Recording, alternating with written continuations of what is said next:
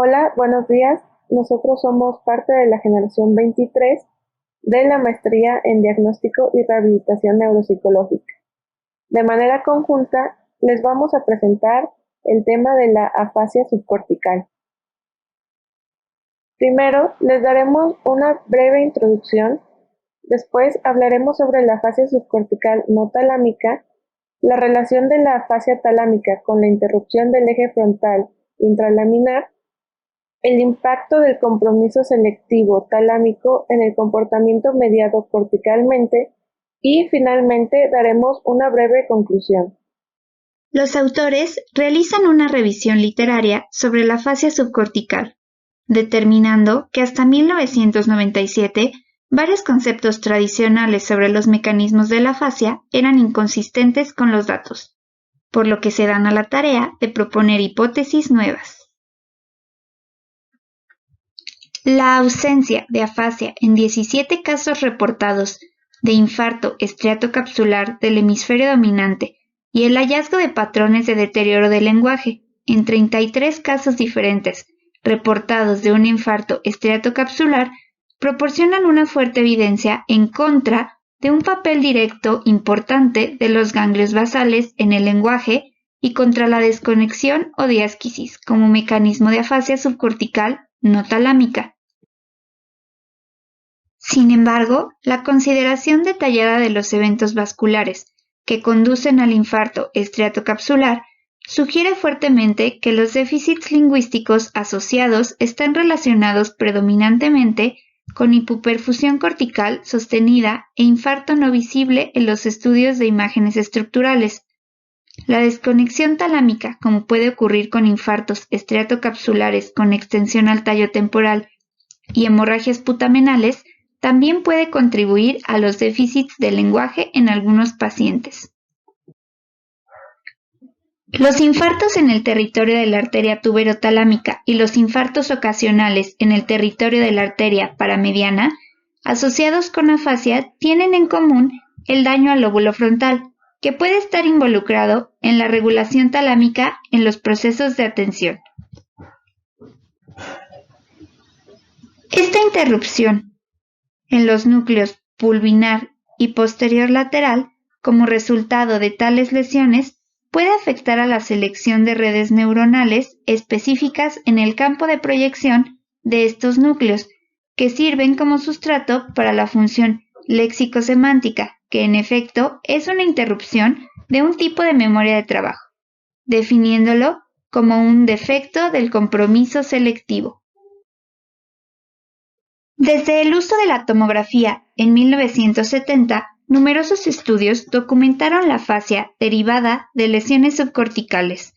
Entre ellos, Alexander et al. Sugirieron que los ganglios basales no están involucrados en el lenguaje, pero que ciertas vías profundas de la sustancia blanca pueden ser importantes. Por su parte, Crosson sugirió que los ganglios basales regulan la liberación de segmentos del lenguaje generados corticalmente, pero no participan en la formulación real de dichos segmentos.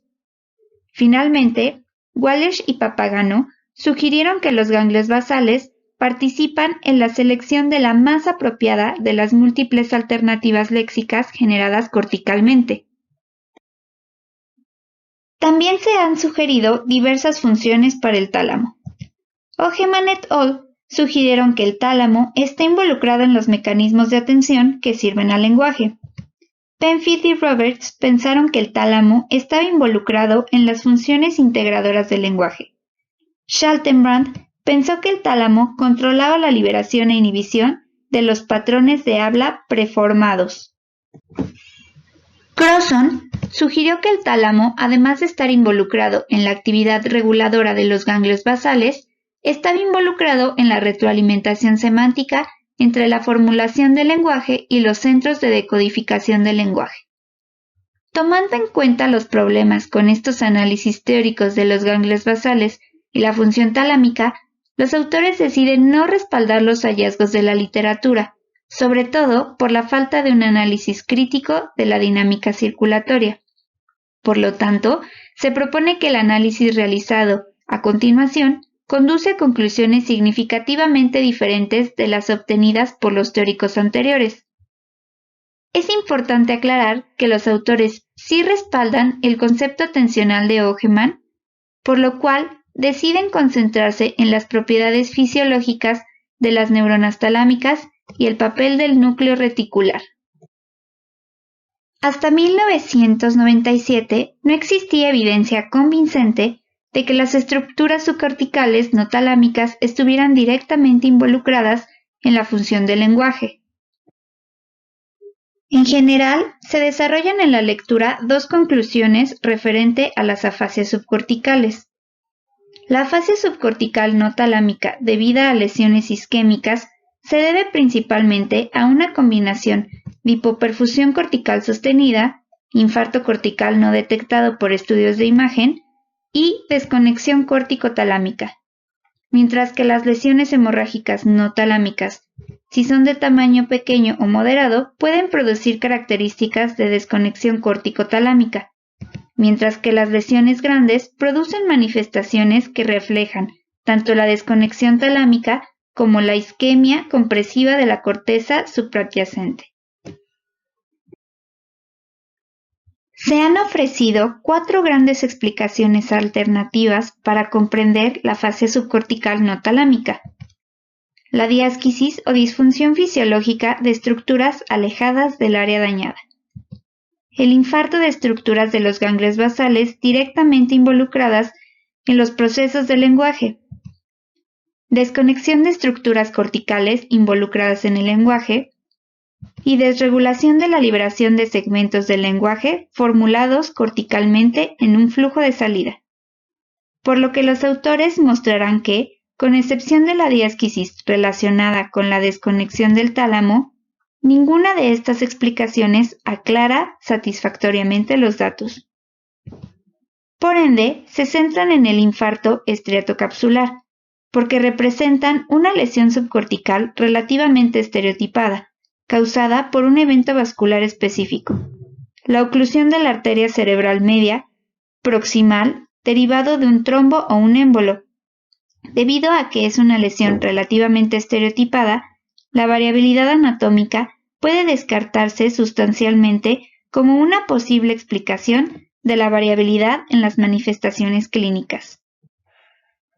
Los infartos estriatocapsulares involucran habitualmente la cabeza del núcleo caudado, el putamen, la rama anterior de la cápsula interna, presentando cierta extensión hacia la cápsula externa, el claustrum, las porciones laterales del globo pálido y la parte anterior de la corona radiada periventricular. Se ha encontrado en algunos estudios que los pacientes afásicos con infarto estriatocapsular presentan alteraciones de diferente gravedad en fluidez, articulación, comprensión, repetición, denominación y presencia de errores parafásicos. La mayoría de los pacientes conservaba su fluidez, pero presentaban un deterioro de moderado a grave en la comprensión, la repetición, la denominación y la producción de errores parafásicos. Este patrón de alteraciones también se presenta en pacientes con lesiones posteriores que dan lugar a afasias de Wernicke o de conducción. Asimismo, en otra investigación se informó que de 57 pacientes con infarto estriatocapsular, 26 de ellos presentaban afasia o negligencia. Y en los 15 pacientes con afasia se encontraban afasias de Broca, de Wernicke, afasias globales y anómicas. No obstante, también se encontraron pacientes con la misma lesión que no presentaban ningún trastorno del lenguaje. Al considerar el sustrato anatómico que podría explicar la afasia en presencia de infartos estriatocapsulares, se observa en distintos pacientes con ese tipo de lesión que la alteración del flujo sanguíneo y el metabolismo no son iguales en todos los casos, sino que se alteran diferentes zonas corticales. Además, si se añade la variación de la extensión de la lesión tampoco se observa una correlación del tamaño del infarto con el tipo de severidad. Por lo tanto, los datos sobre la deficiencia del lenguaje y el patrón de hipoperfusión cortical no apoyan la existencia de un síndrome de afasia subcortical por lesión por infartos estriatocapsulares, ya que no se observa un síndrome coherente. Esta descripción también es incompatible con la explicación de la diástasis como mecanismo subyacente de las alteraciones, ya que de ser así, la lesión en una estructura específica debería producir un patrón consistente de disfunción fisiológica y del comportamiento, el cual no se observa. Entonces, ¿cuál es el papel del caudado y del putamen en el lenguaje? Se ha observado que pacientes con lesiones en el caudado, en el putamen y en la cápsula interna no presentan afasia. Sin embargo, en aquellos con lesión en el caudado sí pueden presentar disartria. Por otro lado, cuando hay lesiones en los ganglios basales, se observan dificultades para iniciar y denominar, así como presencia de elipsis, en donde se suprimen una o más palabras de una frase que, desde un punto de vista gramatical, deberían estar presentes, pero sin las cuales se comprende perfectamente el sentido de la frase. Por lo tanto, los datos de las lesiones humanas no respaldan una función directa del caudado o del putamen en el lenguaje. Ahora veremos las conexiones que tiene el núcleo caudado y el putamen. Como se mencionó antes, estas estructuras no tienen un rol tan significativo en el lenguaje, funcionan como un soporte. Entre los principales inputs que recibe el caudado están el lóbulo parietal, el giro temporal superior, pero el más importante de ellos es por parte de los lóbulos frontales. En cuanto a los outputs, se encuentra el globo pálido y la sustancia nigra, que va hacia el núcleo ventral anterior del tálamo. Aunque no está directamente involucrado el caudado en el lenguaje, se puede predecir que lesiones en esta estructura podrían manifestar características similares a la afasia de Broca, presentando dificultades sintácticas y abulia. Mientras que en el putamen, sus principales inputs consisten en aspectos motores, como la corteza premotora, motora y somatosensorial. Sus outputs son las áreas motoras y el tráctico corticoespinal. Sabiendo las conexiones que tiene el putamen, se infiere que el aporte del lenguaje de esta estructura subcortical es a nivel de la programación de movimientos secuenciales. Una lesión de esta estructura produciría complicaciones en la fluidez. Podemos plantearnos la siguiente pregunta. ¿Es posible que las lesiones de la sustancia blanca sean responsables de la mayor parte del deterioro del lenguaje observado en los accidentes cerebrovasculares subcorticales? Pues en realidad no hay datos suficientes para descartar por completo esta posibilidad, pero se señalan dos puntos muy importantes acerca de esta pregunta en la lectura. En primer lugar, tenemos que en los estudios donde se han observado pacientes con infartos estatocapsulares sin déficit neuropsicológicos y pacientes con afasia, en realidad no encontraron áreas importantes comprometidas de la sustancia blanca. En segundo lugar, muchas de las lesiones de la sustancia blanca también se observan comúnmente en la enfermedad llamada Binswanger, que, al igual que otras demencias subcorticales, se caracteriza por la ausencia de afasia o una ausencia de deterioro del lenguaje. Es por esto que se cree que las lesiones de la sustancia blanca, que se especula que causan afasia, se encuentran en realidad en el núcleo lenticular. La extensión de las lesiones en esta región nos puede proporcionar a nosotros una medida aproximada de la gravedad de la isquemia del territorio de la arteria cerebral media, ya que la sustancia blanca deriva su irrigación sanguínea tanto de los vasos lenticuloestriados como de los vasos corticales que penetran a las zonas más subcorticales.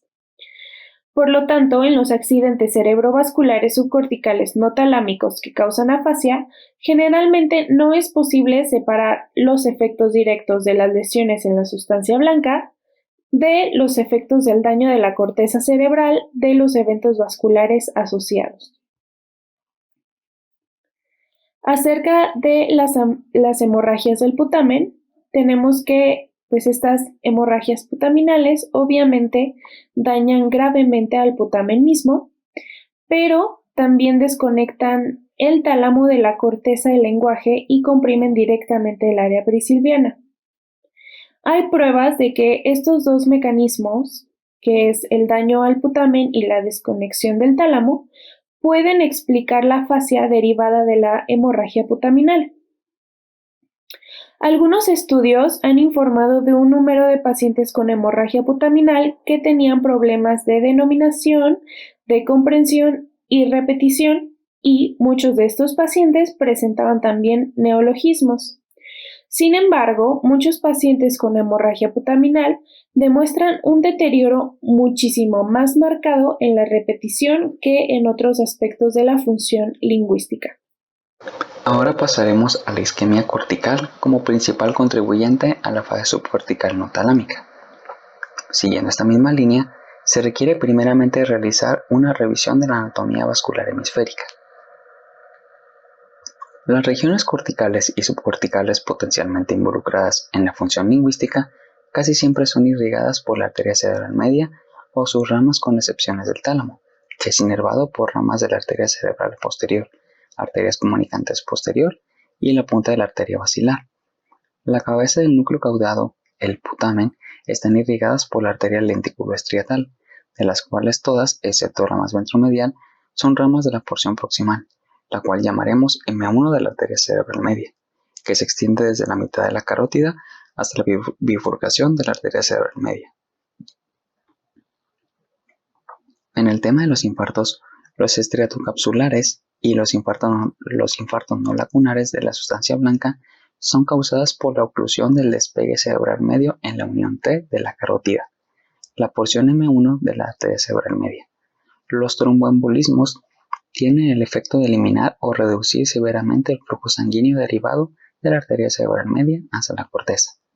El tema de la presión de perfusión es de interés, ya que el territorio vascular de la arteria cerebral media se irriga predominantemente por anastomosis. Esto quiere decir de extremo a extremo entre las ramas de la arteria cerebral media, las ramas de la arteria cerebral anterior y las ramas de la arteria cerebral posterior. El tamaño del infarto de sustancia blanca profunda proporciona una medida general del grado de isquemia del territorio de la arteria cerebral causada por la oclusión en la unión en T. Si se ocluye M1, el orificio de múltiples vasos lenticuloestriados puede ocluirse directamente. Como estos vasos esencialmente no tienen colaterales, sigue un infarto extenso en su territorio. Con la unión en T o la oclusión en M1, la preservación funcional y anatómica de la corteza dependerá de la duración de la oclusión de la arteria cerebral y de la idoneidad de las colaterales corticales, que son muy variables en tamaño. En algunos casos, habrá algo de flujo residual a través de M1 y este puede ayudar a preservar la corteza. También puede ocurrir una isquemia debido a la embolización distal de un coágulo. El flujo sanguíneo cortical normal está entre el rango de 50 a 60 mililitros sobre 100 gramos por minuto. En pacientes afásicos con infartos asociados o con oclusiones de la arteria cerebral media, se limita a regiones estriatocapsulares o de la sustancia blanca periventricular. En ellos, el flujo sanguíneo cortical es consistentemente inferior entre los 25 sobre los 100 gramos por minuto. El flujo sanguíneo tan bajo con el deterioro de la autorregulación también sugiere fuertemente que la disfunción cerebral asociada es secundaria a un flujo sanguíneo reducido en lugar de un flujo sanguíneo cerebral reducido causado por una disfunción o una desaferentación cortical. Es muy probable que los pacientes con infartos estriatocapsulares y oclusiones persistan, además de una mala colateralización, que estos pueden presentar afasia persistente o negligente y un flujo sanguíneo cortical severamente reducido, mientras que los pacientes con infartos estriatocapsulares asociados con estenosis en M1 o recanalización temporal de la arteria cerebral media son menormente probable que demuestren déficit conductuales persistentes y tiendan a tener un flujo sanguíneo cortical normal. Por ejemplo, en los estudios de Weiner informó que entre 6 pacientes con infartos estriatocapsulares adecuadamente estudiados sin afasia o negligencia, las colaterales corticales de extremo a extremo fueron buenas en 5 y moderadas en 1, y la duración media de la oclusión fue de 4 horas. Por el contrario, entre 10 pacientes con infartos estriatocapsulares con afasia o negligencia, las colaterales corticales fueron moderadas en 3 y malas en 4, y la duración media de la oclusión fue de 18 horas. El daño isquémico de la corteza cerebral puede no ser detectada por la tomografía computarizada o la resonancia magnética, en tales casos porque estas modalidades de imagen tienen una sensibilidad de solo el 70 u 80% para tales lesiones. Por otro lado, Weiner informó que de 14 pacientes con infartos estriatocapsulares y afasia o negligencia, sus resonancias magnéticas repetidas después de un año del evento revelaron parches de infarto en la corteza insular en 4 pacientes y atrofia cortical en 9. Estos datos indican que retrasar la resonancia magnética puede aumentar su sensibilidad para las lesiones corticales isquémicas y brindar un fuerte apoyo a la idea de que la afasia en pacientes con infartos estriatocapsulares se debe a daño cortical y no a desconexiones, diásquisis o disfunciones de las estructuras subcorticales. Los estudios en animales sugieren que aunque la oclusión prolongada o permanente de la arteria cerebral produce infartos corticales extensos, confluentes y marcadamente marginales, aunque en una oclusión más breve de la arteria cerebral proximal conduce a una necrosis selectiva caracterizada por la desaparición gradual de los cuerpos celulares de las neuronas, con una relativa preservación de la integridad de la estructura del tejido. También puede ser que los grados más sutiles de daño isquémico se manifiesten solo como atenuaciones de la estructura axodendrítica, como ocurre en la enfermedad de Alzheimer. El mantenimiento de la estructura y función axodendrítica normal requiere la síntesis de proteínas.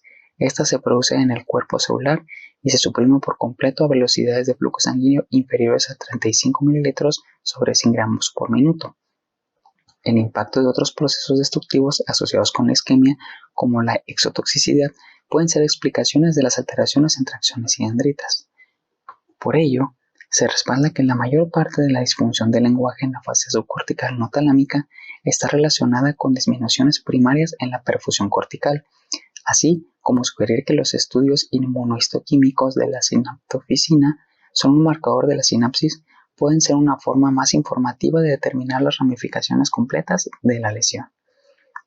La variabilidad en la adecuación de las anastomosis distales con las ramas corticales individuales son una variabilidad en la distribución vascular cortical de los émbolos de la unión T o del trombo o émbolo NM1, y la ocurrencia variable y el momento de la recanalización en M1T ofrecen explicaciones plausibles para la variabilidad en las presentaciones clínicas de infartos, en contraste con explicaciones alternativas tales como la diásquisis, daños en las estructuras de los ganglios basales directamente involucrados en las funciones del lenguaje o desconexiones profundas de la sustancia blanca, pero estas no se excluyen en sus roles de segmentación y secuenciación o el mantenimiento de la memoria de trabajo.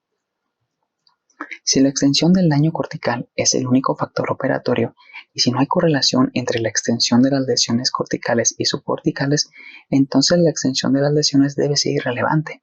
El 80% de los vasos lenticuloestriados se originan en la arteria cerebral media antes de que se rompa, es decir, en la porción del M1, y solo el 20% de las veces existe alguna posibilidad de isquemia preponderante en los vasos corticales que recubre inmediatamente al infarto subcortical, o sea que el 80% de las veces no hay base en la estructura de la arteria cerebral para ninguna correlación entre la extensión subcortical de la lesión y la extensión cortical de la lesión. Los pacientes con lesiones que se extienden hasta involucrar el tallo temporal pueden tener mayor deterioro de la comprensión, repetición y denominación que los pacientes sin tal extensión. Es decir, esta extensión posterior de la lesión subcortical se asocia con características lingüísticas que sugieren una extensión posterior de la lesión cortical. El tallo temporal es inervado por la arteria coroidea anterior, que también irriga la mayor parte de la rama posterior de la cápsula interna. Por tanto, una lesión del tallo temporal podría asociarse con isquemia en la rama posterior de la cápsula interna. Las lesiones que abarcan toda la rama posterior de la cápsula interna tienen en efecto el efecto de desconectar el tálamo de la corteza y producen las características de la fascia talámica. Se esperaría que más lesiones subcorticales laterales que irrumpan las conexiones entre la corteza y el tálamo tengan el mismo efecto. La desconexión talámica podría explicar la denominación y algunos déficits de compresión encontrados con las lesiones estriatollenticulares que se extienden posteriormente, pero es poco probable que explique una peor repetición, ya que la repetición se evita constantemente en la fascia talámica. En resumen, en los casos en los que el infarto subcortical afecta tanto a la región estriatocapsular como al tallo temporal, hay motivos para esperar una fascia más grave que en el infarto estriatocapsular aislado. Esto se debe a que la lesión del tallo temporal desconecta el tálamo de la corteza y la afectación del tallo temporal implica una hipoperfusión cortical más grave debido a la pérdida de suministro colateral como resultado de la trombosis del sifón carotídeo y la oclusión asociada de la arteria comunicante posterior, aunque tal isquemia cortical puede no ser lo suficientemente grave como para causar una lesión visible en los estudios de imágenes estructurales.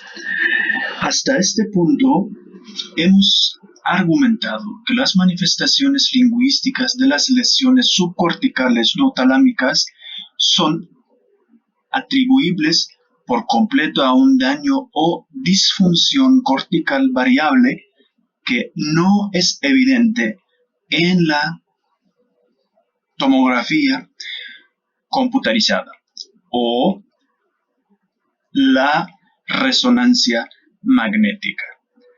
Si la extensión del daño cortical es el único factor operatorio y si no hay correlación entre la extensión de las lesiones corticales y subcorticales, entonces la extensión de la lesión subcortical debe ser irrelevante.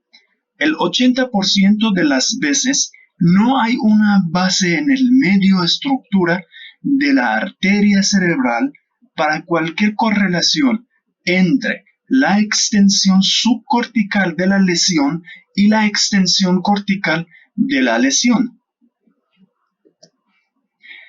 Sin embargo, la comparación de la tabla 4 con la tabla 1 sugiere que los pacientes con lesiones de la cabeza del núcleo caudado, el putamen y la rama anterior de la cápsula interna que se extienden hasta involucrar el tallo temporal pueden tener mayor deterioro de la comprensión, repetición, denominación que los pacientes sin tal extensión, es decir, la extensión posterior de la lesión subcortical se asocia con características lingüísticas que sugieren una extensión posterior de la lesión cortical.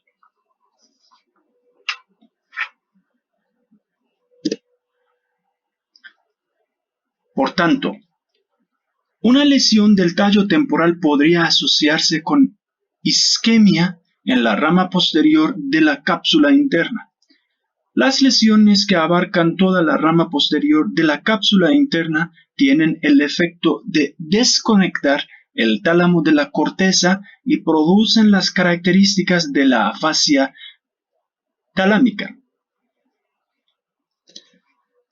En resumen, en los casos en los que el infarto subcortical afecta tanto a la región estriatocapsular como el tallo temporal, hay motivos para esperar una afasia más grave que en el infarto estriatocapsular aislado. Eso se debe a que la lesión del tallo temporal desconecta el tálamo de la corteza y a que la afectación del tallo temporal implica una hipoperfusión cortical más grave debido a la pérdida de aporte colateral como resultado de la trombosis del sifón carotídeo y la oclusión asociada de la arteria comunicante posterior. La relación de la afasia talámica con la interrupción del eje frontal intralaminar. Nuestra tercera conclusión importante después de las que extrajimos sobre el origen de la afasia subcortical no talámica es que la lesión necesaria y suficiente para la producción de afasia talámica involucra el complejo pulvinar lateral posterior, que está ampliamente conectado con corteza temporal, parietal y probablemente frontal, o altera el sistema por el cual los lóbulos frontales influyen núcleos reticulares talámicos. Núcleos reticulares consiste en una capa delgada de neuronas GABAérgicas que vuelve el tálamo y se proyecta a todos los núcleos excepto al grupo nuclear anterior. Por lo tanto, la relación anatómica entre las neuronas inhibidoras en núcleos reticulares y las neuronas dentro del tálamo, junto con las conexiones entre los lóbulos frontales y núcleos reticulares a través de la pedúnculo talámico inferior, proporcionan un medio potencial por el cual los lóbulos frontales podrían influir en la compuerta de la transmisión talámica a la corteza. Más adelante, en el artículo consideramos con más detalle la interacción funcional entre los componentes del sistema frontal, pedúnculo talámico inferior, núcleo reticular, mediana del centro. Bien, ahora analizaremos datos anatómicos en pacientes con afasia talámica. Para ello se analizaron distintos pacientes con lesiones talámicas isquémicas. Esto debido a la dificultad para determinar el alcance de los efectos que se tiene ante lesiones hemorrágicas en el mismo tálamo. La afasia talámica isquémica es generalmente asociada cuando se producen principalmente infartos lacunares en territorio ya sea de la arteria tuberotalámica o de la arteria paramediana. Por un lado, la arteria tuberotalámica suministra principalmente al núcleo ventral anterior y al núcleo ventrolateral. De igual forma, también suministra a otras estructuras talámicas ventrales debajo de estos núcleos que menciono.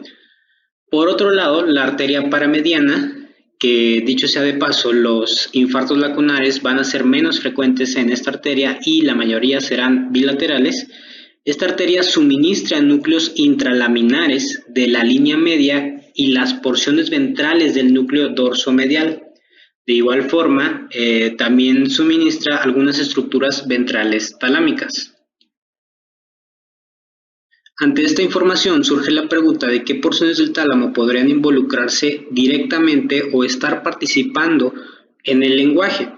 Los autores llegan a la conclusión de que los candidatos más obvios o las áreas que más podrían participar en el lenguaje serían el núcleo pulvinar y el núcleo lateral posterior. Sin embargo, también se llega a la conclusión de que las lesiones químicas de estos núcleos son muy inusuales, por lo que en la literatura no se encuentran casos que describan afasia con base a lesiones en estos núcleos. Pero, a pesar de que en la literatura no se describen tantos casos de lesiones en estos núcleos, el autor logra rescatar 3 pacientes de distintos autores donde se describen lesiones en núcleo pulvinar. El primero de ellos son Regli y Uske en 1988, cuando describieron a un paciente con disfasia leve, el cual, al realizar distintos estudios, presentaba una lesión en áreas laterales del núcleo pulvinar. Por otro lado, Rousseaux en 1986 describió a otro paciente con anomia, con una fluidez verbal disminuida y con una escasa repetición, denominación y comprensión. Al realizarle una tomografía se observó una lesión en el núcleo pulvinar. Por último, Tutsinski y Petito en 1988 describieron en uno de sus pacientes el deterioro en comprensión y denominación, junto con parafasias fonológicas y semánticas, así como una jerga poco común en el paciente y una repetición nula. Al fallecer el paciente, en la autopsia se encontró una lesión isquémica en el núcleo pulvinar.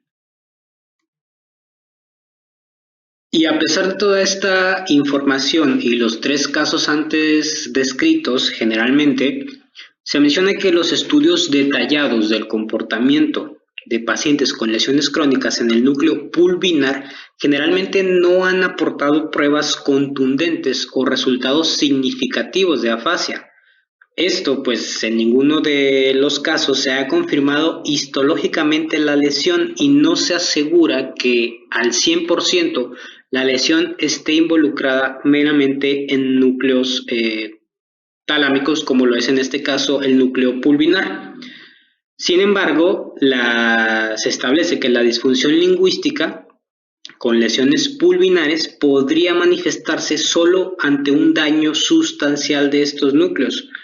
O, de la otra forma, puede ocurrir que las lesiones en el núcleo pulvinar sean demasiado pequeñas o sutiles para crear un déficit. Además, hay que tener en cuenta que el núcleo pulvinar tiene conectividad heterogénea. Es decir, no solo está conectado con áreas que tengan que ver con el lenguaje, sino que también tiene conexiones con áreas de asociación visual, somatosensorial, auditiva, entre otras conexiones como a los frontales. Es entonces que no se sabe si exactamente la lesión en el pulvinar es lo que pudiera provocar afasia. En conclusión, el papel del núcleo pulvinar en el lenguaje sigue sin estar suficientemente claro. Por otro lado, en cuanto al núcleo ventral anterior, se considera que es el sitio con mayor predisposición a infartos tuberotalámicos. El núcleo ventral anterior, es el receptor de proyecciones de la cabeza del núcleo caudado a través del globo pálido y se proyecta a la corteza prefrontal. En cuanto al núcleo ventrolateral, este receptor de proyecciones que llegan del putamen, principalmente a través del globo pálido. Estas se van a proyectar al área motora suplementaria. Entonces, dados estos datos y esta información, se considera que es improbable, por motivos anatómicos y fisiológicos, que el núcleo ventral anterior y el núcleo ventrolateral estén involucrados en la función del lenguaje en más de una capacidad menor. Pero el autor menciona, entonces, si estamos en lo cierto al asegurar esto, al suponer que el núcleo ventral anterior y ventrolateral no explican del todo la afasia cuando ocurren infartos en territorio tuberotalámico, surge entonces la pregunta, ¿qué parte de estos infartos es responsable o contribuye a la afasia? Es así que el enfoque del problema de la correlación clínico-anatómica de la afasia talámica consiste en preguntarse qué tienen en común los infartos en territorio tuberotalámico en comparación con los ocasionales infartos en territorio paramediano. El problema aquí es que a menos que los infartos sean bilaterales, en cuyo caso pasará con más probabilidad en la arteria paramediana, los infartos tuberotalámicos y paramedianos pueden parecer similares en tamaño y en ubicación ante la tomografía computarizada, y solo en un corte axial que atraviesa el tálamo podremos observar que, en primer lugar, cuando el infarto sea en territorio paramediano, se observará curvo en la parte media y posterior. Por otro lado, cuando el infarto sea en territorio tuberotalámico, se observará que son más anteriores y ligeramente laterales. Pero para comprender más a fondo la cuestión del territorio tuberotalámico y paramediano, en el tálamo, se abordarán 4 pacientes con afasia talámica.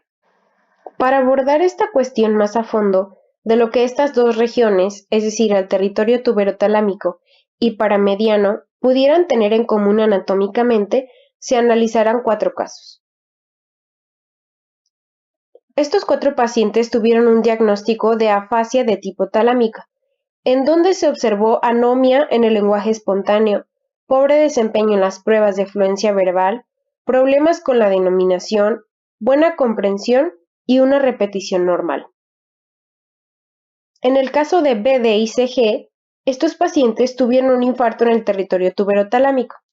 En cambio, en el paciente WT y JB, el infarto fue en territorio paramediano. En esta imagen se puede observar brevemente la vascularidad del tálamo. De color anaranjado están las regiones irrigadas por la arteria tuberotalámica y de color azul están las arterias que irrigan al territorio paramediano.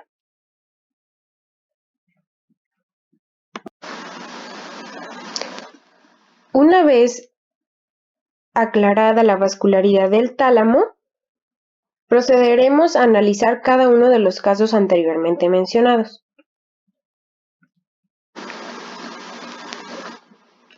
El paciente BD sufrió un infarto que envolvió la mayor parte de BA, que se refiere al núcleo ventral anterior del tálamo, y el EB, que se refiere al núcleo ventral lateral de este mismo. Este infarto se extendió hacia abajo e involucró porciones medias y laterales del pedúnculo inferior del tálamo, es decir, del tallo o la prolongación del cuerpo de este. Es importante recalcar que esta lesión involucró la porción anteroventral de BA, como se muestra en la imagen. Este sitio es importante ya que es la interfaz del pedúnculo inferior del tálamo y del núcleo reticular. El paciente CG sufrió un infarto en el territorio BL, es decir, ventral lateral, que invadió un poco del territorio BA, es decir, ventral anterior. Aunque esta lesión no se extendió tanto inferiormente como en el paciente anterior, sí involucró el sitio de la interfaz entre el pedúnculo inferior del tálamo y su conexión con el núcleo reticular. En la parte superior se puede observar una imagen de corte axial donde la lesión está inmediatamente lateral a la lámina intramedular. Se ha planteado la hipótesis de que el daño a la interfaz podría ser el responsable de la afasia. Sin embargo, esta generalmente se salva en los infartos del territorio paramediano, que estos suelen ser más posteriores. Incluso con aquellos infartos paramedianos que son inusualmente anteriores, solo los de las partes más mediales del pedúnculo inferior del tálamo suelen estar implicadas. Y el paciente 3 lo demostrará a continuación. El paciente WT sufrió un infarto inusual en gran parte del territorio paramedio. El infarto de este paciente fue muy posterior como para involucrar territorio de BA, es decir, anteroventral, o de la interfaz, pero sí involucró gran parte de los núcleos BL, es decir, ventral lateral, DM, dorso medial, CM centromedial y ventral posterior lateral.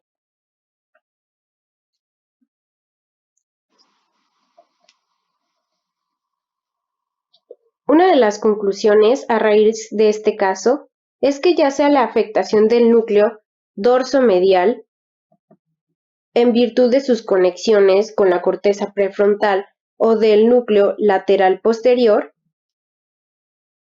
en virtud de sus conexiones con la corteza parietal, estas pudieran ser las responsables de la afasia.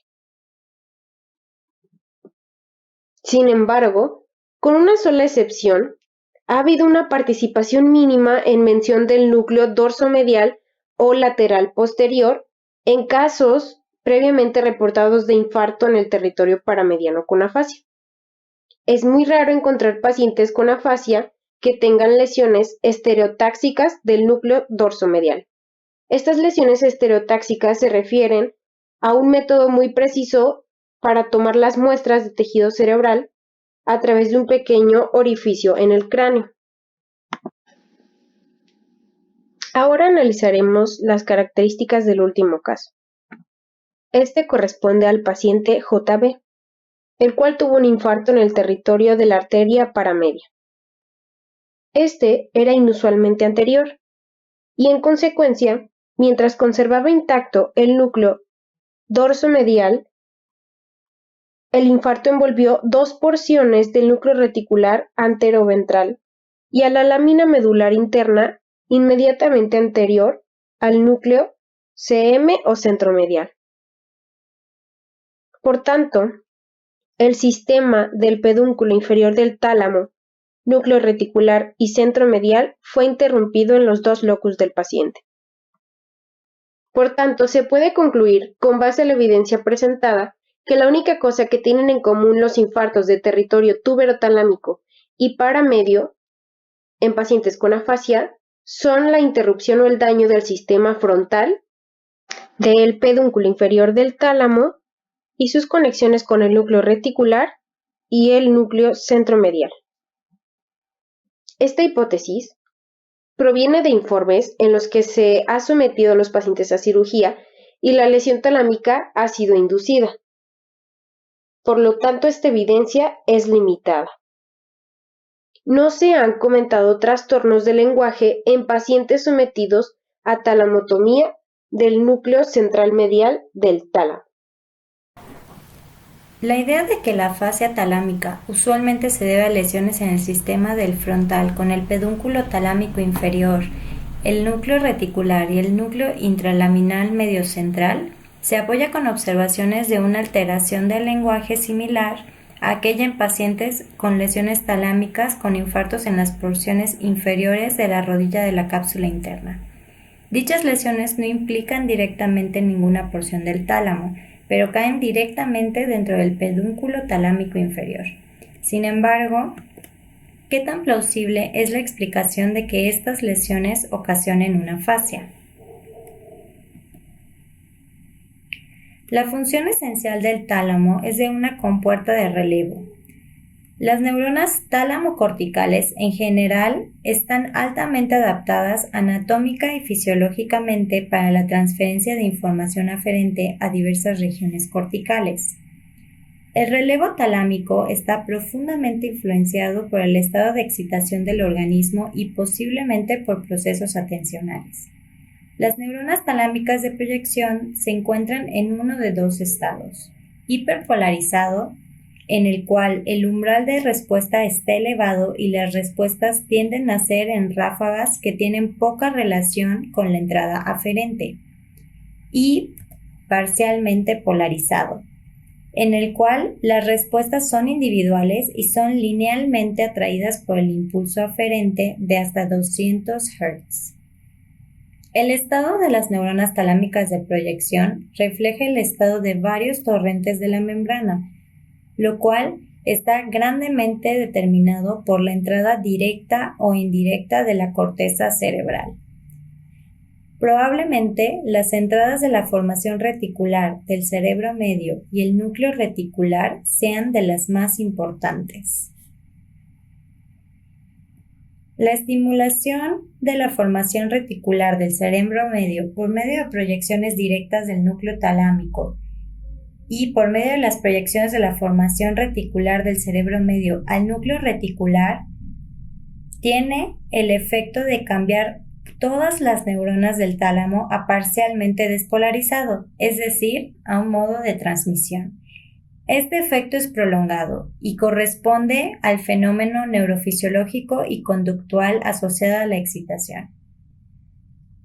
La entrada frontal por medio de la vía del sistema con el núcleo reticular, el pedúnculo talámico inferior y el núcleo intralaminar medio central debe tener un efecto más sutil en las neuronas del tálamo, al menos en la medida en que está involucrado en procesos y operaciones atencionales en estados de vigilia en las ráfagas. Skinner y Jingling sugirieron que la función de este sistema parece ser mantener las reacciones orientativas bajo control al inhibir selectivamente el ascenso de estímulos sensoriales que son irrelevantes. Igual señalan que este sistema regula la atención selectiva y voluntaria, mientras que la formación reticular del cerebro medio parece controlar tipos más generales y reflejos de la atención. Por lo tanto, el tálamo, en conjunto con la formación reticular, parece estar involucrado en la entrada generalizada de información sensorial en la corteza, que proporciona parte de las bases para la excitación, vigilancia, atención reactiva y conducta reactiva.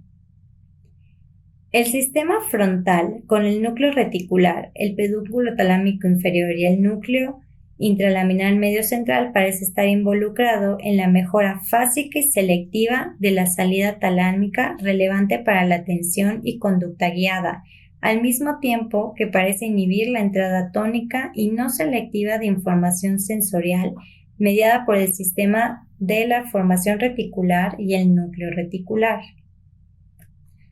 Solo el estudio de Cianque y colaboradores ha demostrado que los efectos en la respuesta ocurren a nivel talámico, y es perfectamente plausible que sean mediados principalmente a nivel cortical. La aparente falta de completo acuerdo entre los resultados de Skinner y Jingling y estudios posteriores de los sistemas auditivos y visual llevan a preguntarse cuánto los mecanismos atencionales de los primates han cambiado en la compuerta de relevo sensorial talámica a procesos selectivos operativos en las cortezas de asociación. Sin embargo, la negligencia hemiespacial se ha podido observar en pacientes con lesiones en el tálamo, al igual que trastornos de la construcción y de percepción visual. Hasta ahora hemos hablado principalmente sobre la atención, que es el proceso por medio del cual el cerebro regula el foco y la amplitud de su enfoque en información sensorial aferente. Si el tálamo funciona para alterar selectivamente el estado de la polarización, actividad y conectividad de las neuronas corticales en servicio de los procesos atencionales, es posible que realice lo mismo en servicio de otros procesos mediados por la corteza, incluyendo el lenguaje, lo cual puede involucrar en parte los núcleos talámicos no sensoriales. Así como los procesos atencionales sirven para enfocar al organismo en una sola fuente de estímulo sensorial externo, estableciendo un foco correspondiente en la corteza sensorial, este proceso paralelo puede servir para enfocar ciertos sistemas o áreas internas de la corteza cerebral requeridas para una tarea en específico, desactivando parcialmente otros sistemas irrelevantes. William James concibió este fenómeno de atención interna por medio del cual algunos mecanismos pueden servir para vincular selectivamente ciertas regiones de la corteza necesarias para una conducta particular, al mismo tiempo que se mantienen otras regiones relativamente desvinculadas. Por otro lado, Crick ha usado el término de reflector atencional. Luria fue probablemente el primero en sugerir el papel del frontal para orquestar los procesos corticales. Más recientemente, Fuster ha propuesto redes corticales que, en virtud de sus componentes prefrontales, medían las contingencias temporales cruzadas. Otros autores han sugerido que el tálamo dominante puede dirigir la activación que es importante para la modulación e integración del lenguaje. Hochman llevó este razonamiento más lejos, sugiriendo que los procesos selectivos de alerta activan áreas corticales específicas apropiadas para el procesamiento del lenguaje. Los autores sugieren el término de interacción selectiva para definir a este proceso. Este término hace referencia al reclutamiento temporal y selectivo de redes neurales específicas para llevar a cabo una conducta particular y mantener un estado mental particular. La interacción selectiva puede ser vista como la base fisiológica de la memoria de trabajo, la cual permite no solo que el aparato cognitivo se mantenga en línea, sino también proporciona los medios para que la información adquirida recientemente que sea pertinente para el desempeño de una tarea se mantenga en un buffer activo. De esta forma, se concluye que la fascia talámica puede posiblemente surgir directamente de lesiones de únicamente un complejo nuclear pulvinar posterolateral, debido a que esta es la única región del tálamo conectada a las áreas del lenguaje de la corteza. La evidencia empírica demuestra que la fascia talámica comúnmente es el resultado de una lesión del sistema del frontal con el núcleo reticular, el pedúnculo talámico inferior y el núcleo intralaminal mediocentral dominante, debido a que dicha lesión tiene el efecto de prevenir la mejora focal selectiva de la transmisión tálamo-cortical en la mayoría del hemitálamo, incluyendo el pulvinal posterolateral. Efecto talámico sobre el procesamiento cortical. El efecto talámico sobre el procesamiento cortical puede ser el de fortalecer transitoria y muy brevemente las conexiones entre subconjuntos de neuronas corticales. Esto puede crear redes momentáneas hechas a medida que en el ámbito del lenguaje apoyarían las asociaciones léxico-semánticas requeridas en un momento particular. En esta función, el tálamo sería uno de los mecanismos implicados en la definición de la memoria de trabajo.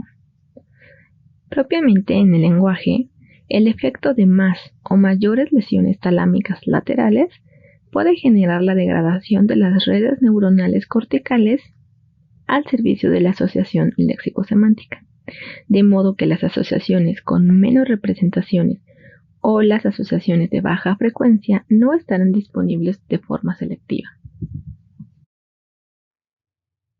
Las lesiones talámicas también pueden producir disfunción a nivel prelingüístico, es decir, a nivel de la generación de conceptos. Goldenberg y colaboradores apoyan esta premisa, ya que en sus trabajos observaron una capacidad desproporcionada para elaborar la descripción espontánea de los recuerdos remotos.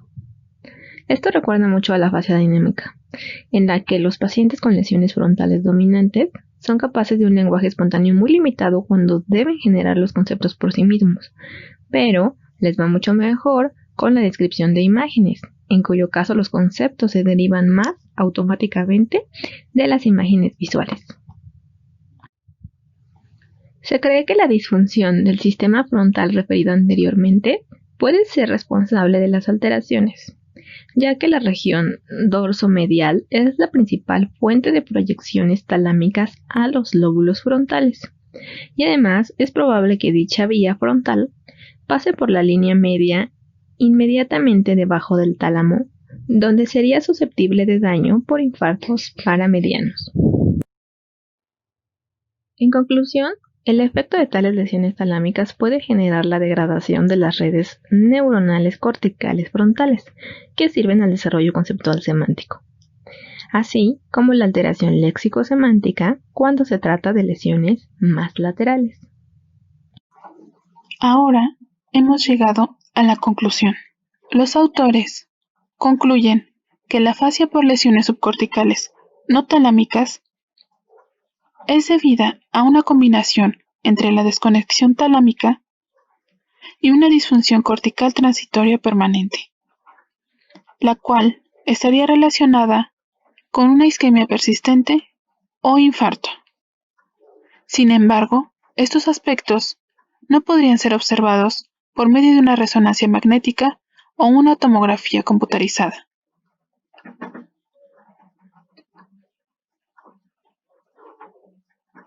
También se concluye que los ganglios basales tienen muy poco que ver con la función del lenguaje. La evidencia de esto parece ser muy fuerte, sin embargo, queda una posibilidad de duda, la cual estaría relacionada con la cabeza del núcleo caudado y a su vez con la corteza prefrontal con la que está predominantemente conectada.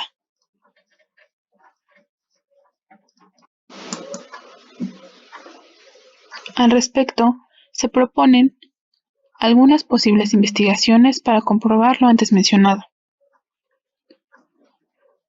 Los autores mencionan que la lesión ideal para estudiar sería el infarto lacunar de cabeza de núcleo caudado, aunque en estos pacientes solo se ha identificado disartria sin afasia, pero un estudio más extenso podría resultar con grandes beneficios. Otra posibilidad sería abordar a pacientes con Parkinson, pero para obtener conclusiones útiles serían necesarias medidas repetidas con y sin medicación,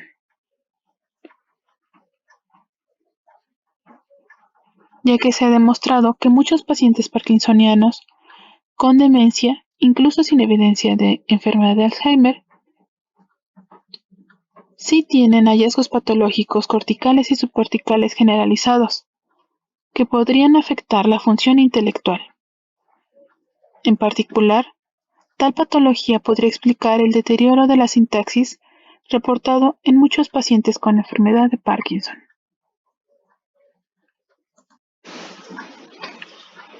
Ahora hablaremos sobre la dopamina. Marsden y colaboradores han aportado pruebas contundentes de que los movimientos secuenciales están implicados en la enfermedad de Parkinson y que lo más prolongado no es el tiempo de movimiento, sino la latencia entre movimientos. Esto reflejaría el efecto de la deficiencia de dopamina en el putamen.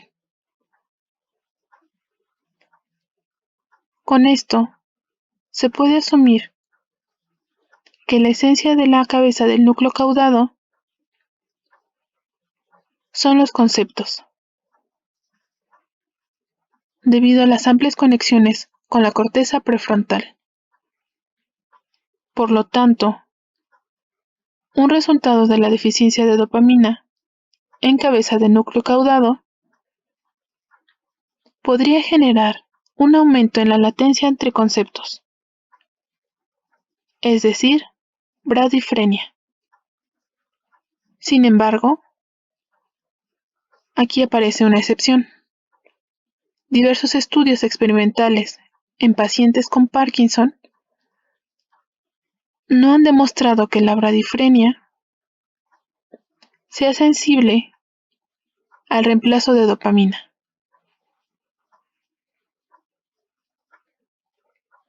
Por otro lado, existe evidencia que favorece la noción de que el deterioro relacionado con la dopamina en la función de los ganglios basales puede tener un impacto en los procesos cognitivos,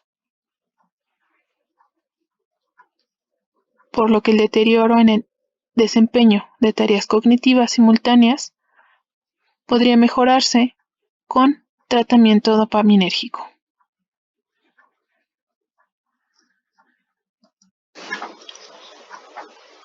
A partir de la segunda sección del artículo, se llega a la siguiente conclusión: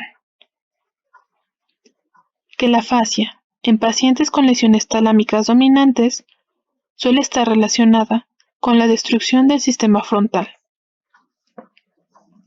que involucraría a las estructuras del pedúnculo talámico inferior, el núcleo reticular y el sistema central medio. Este sistema participaría en la regulación talámica, así como en los procesos atencionales. La destrucción del sistema sería capaz de producir una disfunción lingüística, al alterar la desinhibición selectiva de las neuronas talamocorticales en el complejo lateral posterior y pulvinar, o alterando la transmisión del sistema central medio a la corteza. El resultado, cualquiera que fuera el mecanismo, ya sea el primero o el segundo, sería lo que los autores denominan un defecto de participación selectiva.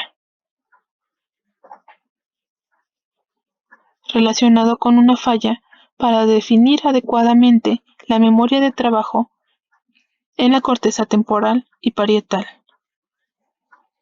que sería un sustrato para el campo léxico-semántico. Los autores también sugieren que un aspecto esencial de este mecanismo de participación selectiva, apoyado por el nivel dorsal de los núcleos talámicos, sería el procesamiento en la memoria declarativa.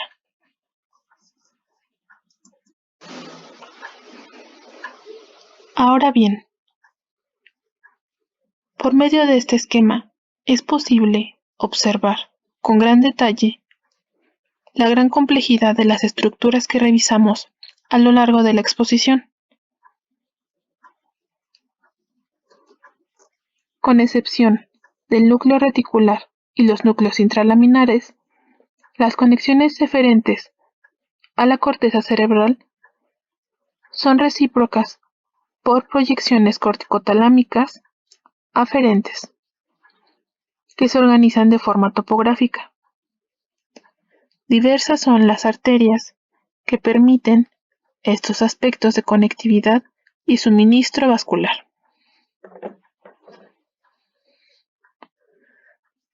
Las aferencias procedentes de regiones subcorticales y de la corteza cerebral que se dirigen hasta los núcleos talámicos excitan a las neuronas de proyección e interneuronas locales de dichos núcleos, pero a su vez las neuronas de circuitos locales inhiben a las neuronas de proyección.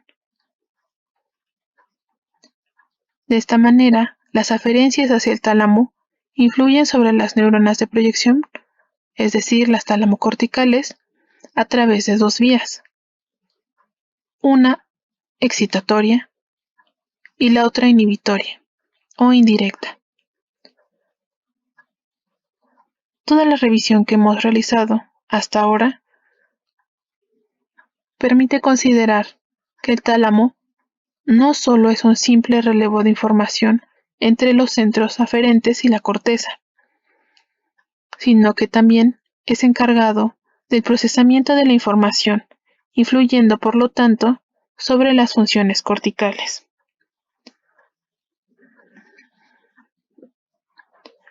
Esta revisión crítica sobre la fascia subcortical es una muestra contundente de la posibilidad de cuestionar, analizar y generar una mejor explicación a un fenómeno. Concluiremos con la siguiente reflexión, donde algunos solo ven errores, otros conciben innumerables posibles explicaciones. Hemos llegado hasta el final. Somos la generación 23.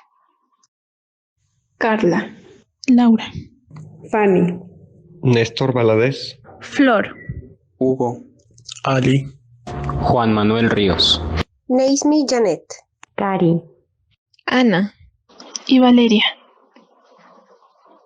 Y les agradecemos a todos por su atención y participación en la presentación de este tema.